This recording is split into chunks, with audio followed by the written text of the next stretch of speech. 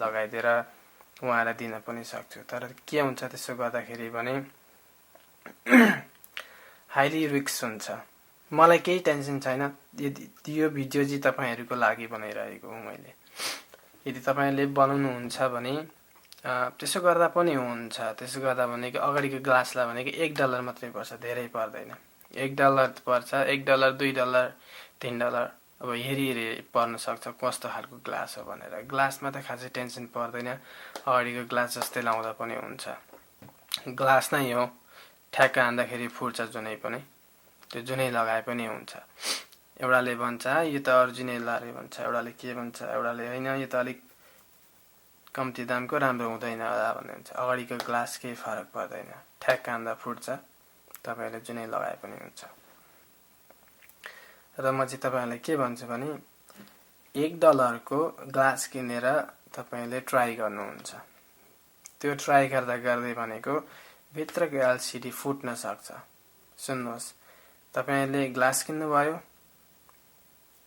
अब तपाईले काम त्यो एलसीडी यो ग्लास निकाल्दाखेरि एलसीडी पनि फुट्यो। $1 ग्लासलाई गयो तपाईले किन्दाखेरि। अब फर्काउन जानुहुन्छ, तपाईको $1 को सामानलाई फर्काउन जाँदाखेरि रिटर्न फी लिन्छै लिन्छ, त्यता पनि पैसा लाग्छ। र रिटर्न गर्नु भएन, घरमै राख्नु भयो भने $1 गयो। र म चाहिँ के भन्छु भने फुल ग्लासै यो एलसीडी सँगै ग्लासै किन्नुहोस्। र त्यसो हुनाले चाहिँ तपाईहरुलाई केही टेन्सनहरु पनि हुँदैन। र जुन त्यो फुटेको तपाईको ओरिजिनल ग्लास हुन्छ जुन तपाईको फोनको, त्यो तपाईहरुले बेच्न सक्नुहुन्छ। फेरि त्यही कम्पनीलाई जहाँबाट किन्नु भएछ त्यसैलाई बेच्न सक्नुहुन्छ। अब उनीहरुले कति अफर गर्छ त्यो चाहिँ मलाई थाहा भएन, तर तपाईहरुले त्यसरी बेच्न सक्नुहुन्छ। अथवा apple.com मै गएर रिसाइकल समथिङ के छ त्यहाँ गएर पनि तपाईले रिसाइकल गरिदिन सक्नुहुन्छ। यसलाई उगार्नको लागि अघि मैले भनेकै ठाउँमा दुईटा स्क्रु छ।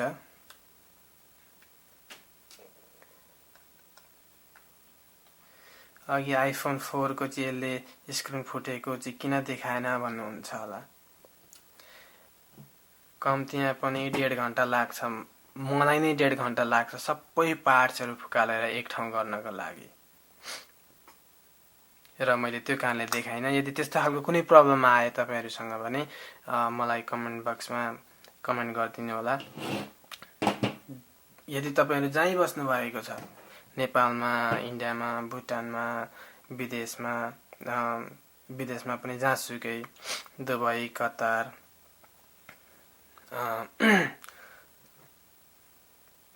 जापान भयो, US, Canada, Australia, Netherlands, Denmark, यदि मलाई कमेन्ट बक्समा कमेन्ट गरिदिनु भयो भने तपाईहरुलाई म hand to hand video call गरेर तपाईहरुलाई तपाईहरुको समस्या सुल्झाउन सक्ने छु। र अघि हामीले आइफोन 4 को पछाडीबाट उगारेका थियौं, र आइफोन 5 देखि चाहिँ एप्पलले के गर्यो भन्दाखेरि अगाडिदेखि ओपन गर्ने बनाएको छ। आइफोनको पछाडीदेखि ओपन हुँदैन। आइफोन 5 देखि यता अहिलेसम्मको iPhone 5, iPhone 5C, iPhone 5S, iPhone 6, iPhone 6S, iPhone 6S, iPhone 6S plus, iPhone 7, iPhone 7 plus अहिलेसम्मको चाहिँ अगाडिबाटै उग्रिने बनाएको छ। आइफोन 4 को मात्रै हो पछाडीबाट उग्रिने। आइफोन 4 को पछाडीबाट मात्रै उग्रिन्छ। आइफोन 4 र आइफोन 4S को सरी। र आइफोन 5 देखि अहिलेसम्मको आइफोन 7 सम्मको चाहिँ अगाडिबाटै उग्रिन्छ यसलाई उगार्दाखेरि, है त। र तपाईहरुले किन्दाखेरि एउटा सानो टुल पनि आउँछ। मैले युज गर्दै गरेको चाहिँ सक्सन कप हो। मसँग सम्म देखाउँछु।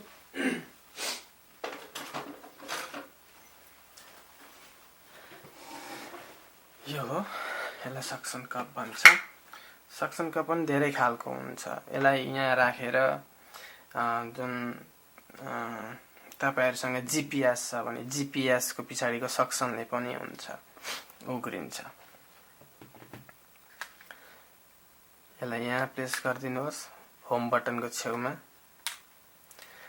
र यसलाई उभो तान्ने कोसिस गर्नु होला। यो रिङबाट उभो तान्नु भयो भने यहाँ हल्का एउटा सानो पोइन्ट पाउनुहुन्छ उग्रेको। तपाईहरुले नङ लगाएर सर्रा छेउछेउ कुदाउनु भयो भने फुट्दैन। यसो गर्दाखेरि फुट्दैन, चिन्ता नगर्नुहोस्।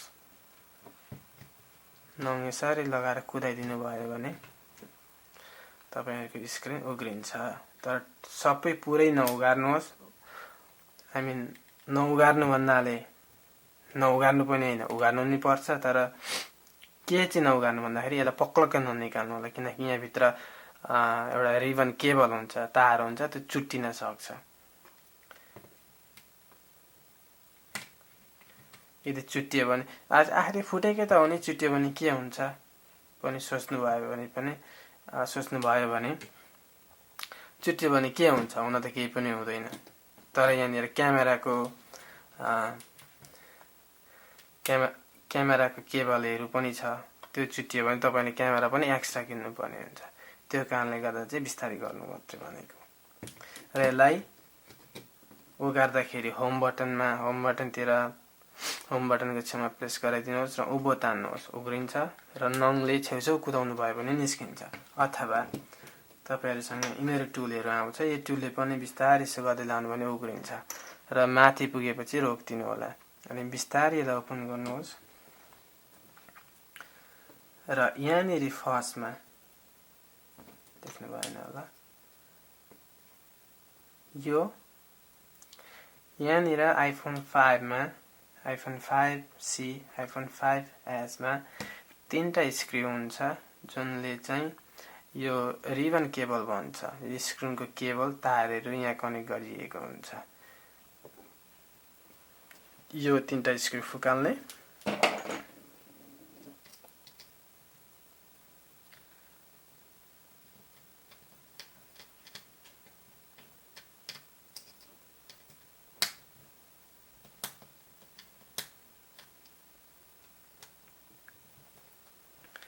र कुनै पनि स्क्रुलाई जबरजस्ती नगर्दिनु होला, किनकि सारै सानो स्पेसमा सारै सानो स्क्रुहरू लगाएको हुन्छ।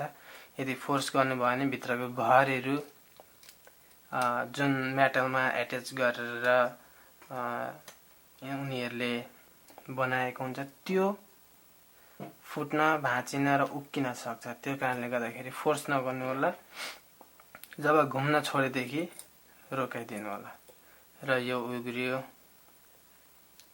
त्यो केबलको माथिको घ पनि स्क्रु पनि फुकालियो। र यहाँनिर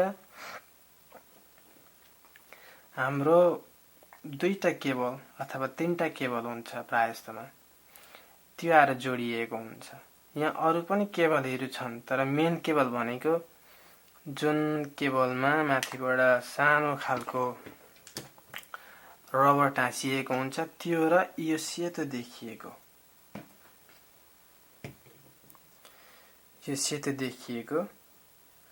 केबल चाहिँ हामीले उकाउनु पर्ने।